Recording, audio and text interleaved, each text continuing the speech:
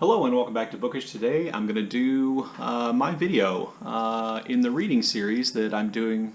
Reading series, read along, readathon. In the reading series that I'm doing over the Chronicles of Thomas Covenant, the first and second Chronicles of Thomas Covenant, that I'm doing along with Steve Donoghue, Mark from Richardson Reads, Jen from Remembered Reads, and Joe from Joseph Francis Burton. We all kind of agreed to read this series of books, these two series of books, one a month from July to December, and to make a video. Steve Donoghue's decided to make a video every week because he's Steve Donoghue, and if you haven't seen his two videos that he's done so far, I'll leave them below. They are excellent videos, as you would imagine. So, Lord Fowle's Bane is the first book in the first Chronicle of Thomas Covenant. Thomas Covenant is an American living in the United States in 1977. He lives on a farm outside a small town. He was married, he had a child, but he receives a diagnosis of leprosy, which really turns his world upside down, and causes his wife to leave him and to take her child, and makes him outcast in the community where he lives. In addition to that, doctors tell him the only way he can survive is to constantly be in touch with the reality of his situation, that he has to constantly be incredibly self-aware of the dangers to him and his situation. He is magically transported to an alternate world which is known as the Land by a creature named Drool Rockworm, who has discovered a really powerful magical instrument called the Staff of Law, and using that and some magical knowledge he's gained, he's able to summon Thomas Covenant, who he wants for reasons of his own. He's able to summon Thomas Covenant to the land, but just as he is confronting Covenant, Covenant is saved by another powerful magical entity named Lord Fowle, and Lord Fowle transports him to a high kind of rocky point away from Drool Rockworm, and Lord Fowle gives him a mission. Now, Lord Fowle's purpose is not benevolent. He is an evil force in the land, and he saves Covenant from Drool Rockworm, not for Covenant, but so he can send Covenant on a mission. That mission is to go to the lords of the land who live in a city called Revelstone, and to convince the lords of the land that they have to go on a quest to get the Staff of Law away from Drool Rockworm, that if they don't do this, the doom of the land will come in a short period of time. And even if they do this and succeed in this quest, that Lord Fowle will be able to destroy the land and everything they've worked for in a slightly or a somewhat longer period of time. So he leaves Covenant on top of this incredibly high point. Covenant has a fear of heights. Covenant is discovered and saved by a young woman from a nearby village whose name is Lena. Lena is probably 15 or 16 years old, I believe she's described as, and Lena is going to save Covenant, help him down off this ledge. She's going to introduce him to things from the land that heal him, that make him feel healthier, that heal his scrapes and cuts, which he got in this kind of confrontation and in coming down this rocky promontory. And those things she gives him also begin to heal his leprosy, which means he has a returning of sensation in his extremities and his impotence goes away.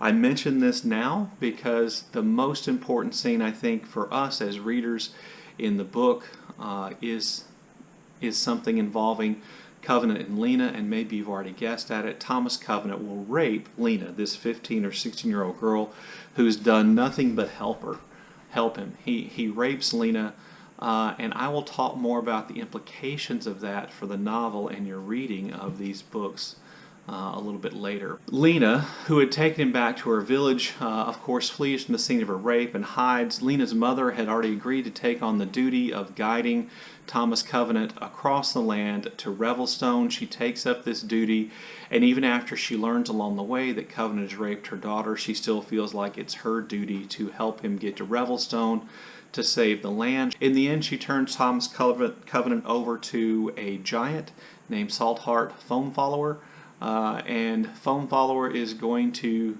get Covenant the rest of the way to Revelstone as quickly as possible, even though that almost leads to Foam Follower's own death. Once Covenant reaches Revelstone, he is introduced to the Lords of the Land, who have learned some ancient magical lore, but only about 1/7 of what they need to know, and therefore this gives them magical powers to kind of rule and control and preserve the land. And they agree to go on this quest and to take Covenant with them to get the Staff of Law from Drool Rockworm. And they do go on that quest. At the end of that quest, Covenant is mysteriously transported back to 1977 America. By the way, 1977, right around there, is the year in which these books were written and published. So then, points of discussion. Point number one is the rape itself. This is... And I've talked with Steve. Steve and I have kind of exchanged Voxer messages about this. The rape of Lena is such an awful, horrible thing for Covenant to have done. But in rereading this rape just seems such a terribly awful thing to have Covenant do. And to make matters worse, Donaldson really doesn't deal with the implications of what he's done in any kind of sympathetic, empathetic way. It's just something horrible that Covenant does, and then the book just moves on from it. So that brings up the question, why did he do this? Is he just trying to make Covenant an anti-hero? Well, not necessarily. Steve explained to me the tradition of anti-heroes. It doesn't really fit there. Is he just trying to make Covenant as unlikable as possible? If so, mission accomplished, or even more terrifyingly for us who have committed to reading the next 5 books, does Donaldson just not see the rape as something important? As Steve pointed out in one of his videos, it would be completely fair at this point if he just said, I'm not reading those. The way in which this rape is handled is so callous and such a throwaway almost that you may not want to read on. And I had that urge myself, to think, why am I doing this? I was getting ready to do this video, and I watched a video that Bookish Islander did in which he reviewed Lolita by Vladimir Nabokov. And it was a really excellent review. I'll leave a link to that in the show notes below too. And he just kind of talked about how, as a reader, you have to approach Humbert, who is an equally awful fictitious character. And I think if you apply the same kind of thinking to Thomas Covenant here, and you decide that you're going to read on for reasons, despite your distaste for the despicable main character, then you can move on. But if you at this point you choose not to keep reading in these novels, who could blame you? So a couple other points of discussion. First, I would say this is a pretty bad book. It's pretty boring. It's the first book in a series, and there's a tremendous amount of exposition in the book. This really long trip that Covenant and Lena's mother take across the land essentially introduces you to the different types of civilizations, the different types of people, different types of magical creatures, and it gives you a lot of background information about the land itself, which would, be important to understanding what the books are about and going on. But it does make for a fairly dry read. In addition to that, Thomas Covenant is unlikable. Just for a second, even don't think about the rape, because I'm going to tell you, and Donaldson doesn't seem to think about the rape after it happens, really. Covenant is still incredibly unlikable. He's self-absorbed, he's self-obsessed, which, Donaldson tries to, I think, explain away by talking about how Covenant has to deal with his leprosy, but he is an awful traveling companion. He's an awful person in the sense that, the people of the land sacrifice themselves for him, oftentimes literally sacrifice themselves for them, and he is unwilling to even accept that what's happening is real and unwilling to do anything to help.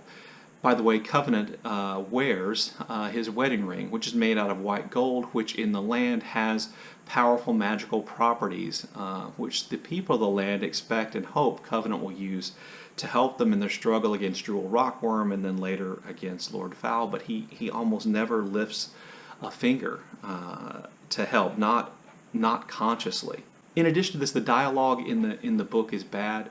The characters from the land talk like characters from a fantasy land.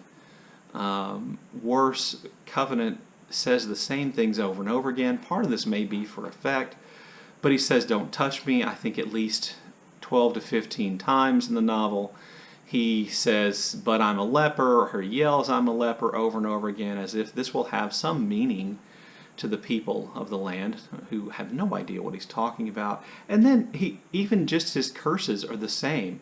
There's a string somewhere in the middle, I think once they get it almost to the point of the quest, where Covenant says hell or hellfire and hell and hellfire. He must say it 20 times in a span of 4 or 5 pages, and it's just really jarring. In addition to that, Donaldson definitely rips off Tolkien here. There are analogs in the land for lots of things you'll find in the Middle Earth of the Lord of the Rings. There are analogs for elves. There are analogs for Sauron, Minas Tirith. There's an analog, obviously, for the Ring, for orcs, for the Miras, that magical group of horses, for Saruman, for Fangorn Forest, for the Ents, you know, for Mount Doom. It just kind of goes on and on. Now maybe this is because any high fantasy is going to owe quite a debt to Tolkien and the Lord of the Rings, but it seems extreme here. And it's also important to note that Tolkien did rip off Beowulf and other ancient or works of literature. By the way, Andrea at Infinite Text did a great video about Beowulf and one of the Beowulf Manuscript. I'll leave a link to that video in the description box down below. So I was then looking for good things, and despite what I said about how often Donaldson rips off Tolkien, there is some inventiveness to this book. The setup with, you know, two evil characters who are actually enemies of one another, and Covenant having to enlist the good people of the land to battle one enemy because that's what the other enemy said, so then they can get to where maybe they can battle the other enemy. There's some inventiveness there. It's not a complete rip-off, not by a long shot. And when I talked about the things you ripped off from Tolkien as analogs, they are that. They are different to some extent, but they do definitely carry echoes of that. But there is some inventiveness here.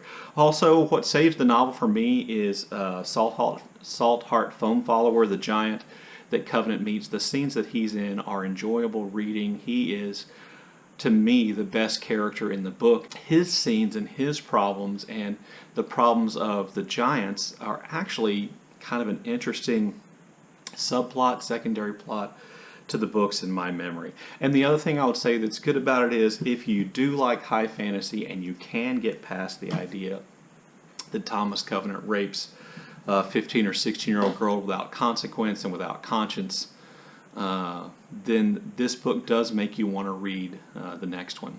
Anyway, there you go. That's my discussion of Lord Fowl's Bane, the first book in the first Chronicle of Thomas Covenant, and my first video in this read-along reading series that we're doing. Anyway, I'll leave links to the other people's videos in the show notes down below, and as always, look forward to your comments, and thank you for watching.